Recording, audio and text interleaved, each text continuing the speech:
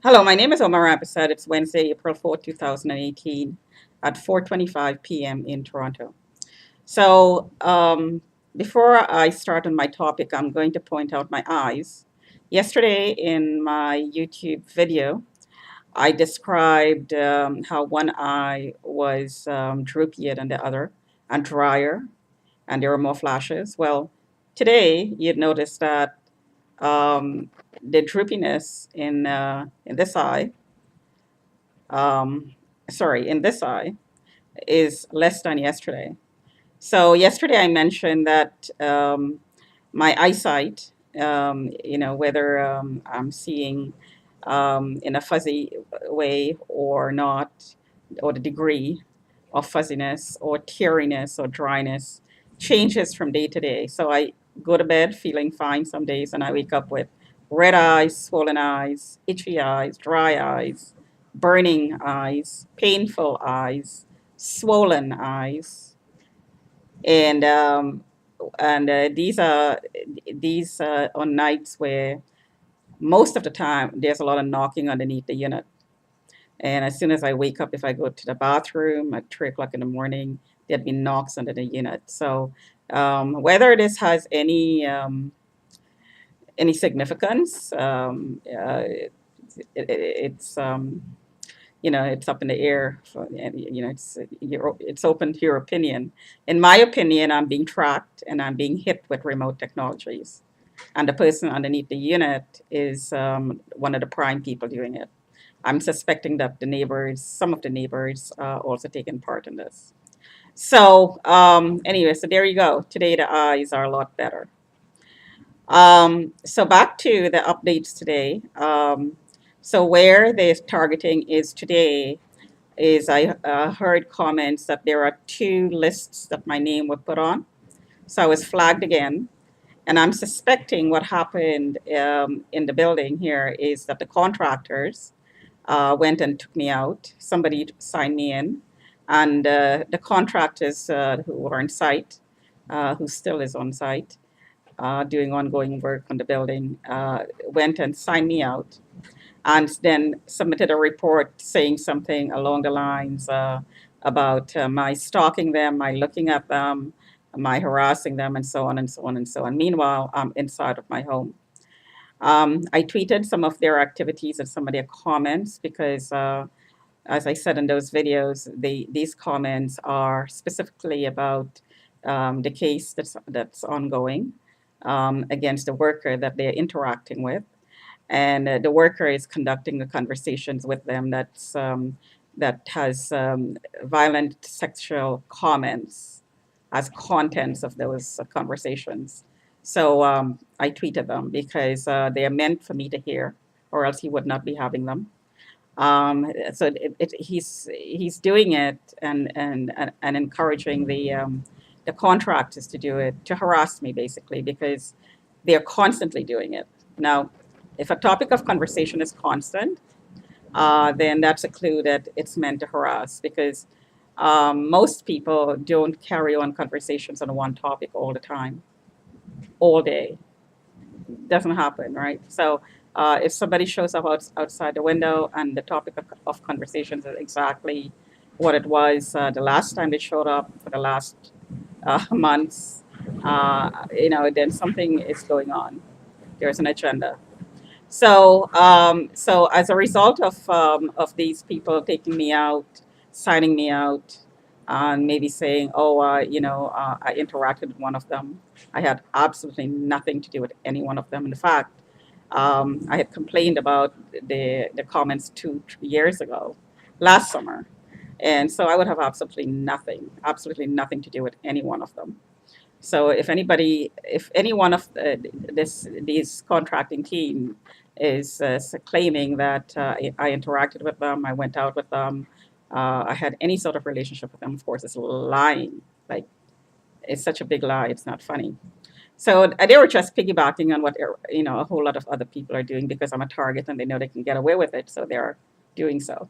The agenda is, of course, to paint me as a prostitute and someone who's promiscuous. So if there is a lot of male names on this list that I'm supposed to have interacted with, because why would they go to whoever and say, I'm going to look after this person. I know her when didn't interact with the person. So the suggestion is that they had interaction with me when they did not. These are perfect strangers, complete strangers, and who are most likely criminals who are just looking to take advantage of this loophole that's being used to paint me as a prostitute and to harass me, basically. So under the Mental Health Act. So this is where it's at right now. So I heard my name is on two lists, and there are new envelopes and there are new files, and so I'm being harassed. So so I will react. So the reaction will be recorded. So it's the same thing over and over and over and over and over again. My question is, who flagged me? Because I'm talking about this for years. I've been charged with a crime I didn't commit, and in the process of that, I talked to the cops, describing exactly what I'm saying here. I complained to the cops several times about what's going on. I filed, this is a second human rights hearing as a result of being harassed this way. So why am I still being flagged? If I am being flagged consistently, then this definitely should have been disclosed to me a long time ago, a long time ago. And due process should have been given with the contents of what I was flagged with. If there are several complaints that's been logged against me with the police, then by all means, I should have had some notification by the municipality to show up at some sort of a court proceeding to defend myself against these complaints. This is how it's normally done. So why was I not invited to these meetings that the community has, number one, or given due process to appear in a court? Well, the answer to that is I'm suspecting that the family is in the middle of that, and they were encouraged to take part in this targeting process because they were convinced that I was a prostitute. So they fraudulently, one of the person in the family fraudulently, I'm suspecting, had me declared mentally incapacitated without my knowing. So in order to cover that up, I'm suspecting that the person is saying she accompanied me to the doctor, which absolutely did not happen. I was never taken to a doctor. I was never asked. I was never, ever, ever discussed to be taken to a doctor for any sort of evaluation. So if anybody in the family said they accompanied me to the doctor, absolutely not true. So if a doctor is signing off on any sort of documentation saying that he thinks I'm mentally incapacitated without having any contact with me, then that doctor is doing something illegal and should be investigated for fraud, for taking part in a conspiracy to defraud. Because what would have happened after that is having my home put into a trust. So, somebody may have signed my name on documents, putting my property in a trust. So that would have been as a result of the doctor signing off on these reports. So that doctor is taking part in the fraud. So again, especially in-laws, I had absolutely, I did not give anyone authority to sign my name on any documents. No power of attorney was ever given. If I was declared mentally incapacitated by any member of my family, this is part of traffic targeting. This is part of the targeting program. They're taking part in the community targeting program. So if the sister-in-law had any part of anything to do with this whole thing, if she took part in this, then this is fraud. It should not have taken place. I definitely did not accompany her to a doctor because we don't get along, so it would not have happened.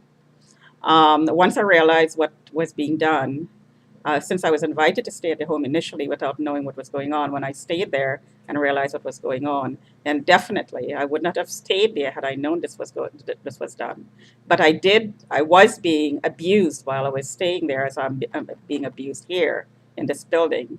I knew there was a community targeting program going on, and was asking the questions, but wasn't getting any answers from my family, and I still haven't gotten any answers from my family about the targeting program and about being registered with the municipality to be monitored.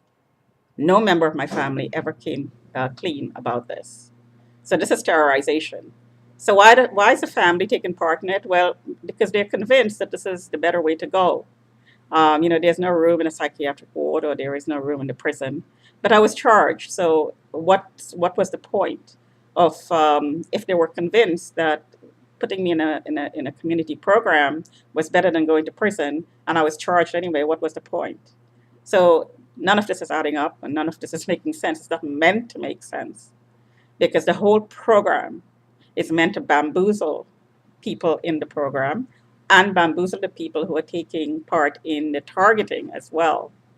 The people who are doing the targeting are never told the truth about the real agenda and the real goal of the program. They're used and they're lied to all the time. So by the end of the program, when they realize what's really going on, they would have been criminalized themselves. So this is what I think is going on here. So this is my submission to the team. There is no mental illness. If anybody declared me mentally incapacitated, this was never disclosed to me. I'm not mentally incapacitated right now. There's no mental illness. There is symptoms of post-traumatic stress disorder that is brought on by being criminally harassed anywhere I go, and mobbed and stalked, and having this envelope open and having this file open to accumulate information to have me mentally committed. Basically, this is the goal. So this is what is really going on. There's no underlying mental illness, no underlying, vulnerability. This is all about community harassment, and the reason the family's taken part in it is because they are convinced that this is the best way to go. So by now, they're so deep into it that there's no turning back. And this is true for everybody who took part in it, all the monitors who took part in it, who were monitoring me on behalf of whoever. Um, they're being used basically in a program and an agenda that I suspect is satanic, in its grounding. It's grounded in Satanism. So the outcome is not supposed to be a positive one. It's supposed to be destruction of the person who is being targeted and of the people who are used to target the person. We do live in a somewhat satanic society right now. I mean, pedophilia is being promoted, bisexuality, promiscuous bisexuality, I should say, is being promoted. Promiscuity is being promoted, um, and all sorts of, sexual, anything other than being, with one partner and being loyal to that one partner is being promoted. Anything that was traditionally valued on with a single partner, in which you have with which whom you have with whom you have, excuse me, a good relationship, based on love, respect, and all that positive stuff, that doesn't go anymore. It doesn't. It's just not practiced anymore. So um, the just opposite of that is being promoted. So I guess I'm a little bit old-fashioned. I still believe in a one-to-one relationship, um, growth, emotional growth, with one person, and just evolving in all sorts of different ways with one person, which is absolutely possible when you get your right fit, when you get your partner that you're supposed to be with. And I do believe there is fate. There's a bit of um, um, fate plays a hand in that, in finding the right person. So, anyways, talk to you another time.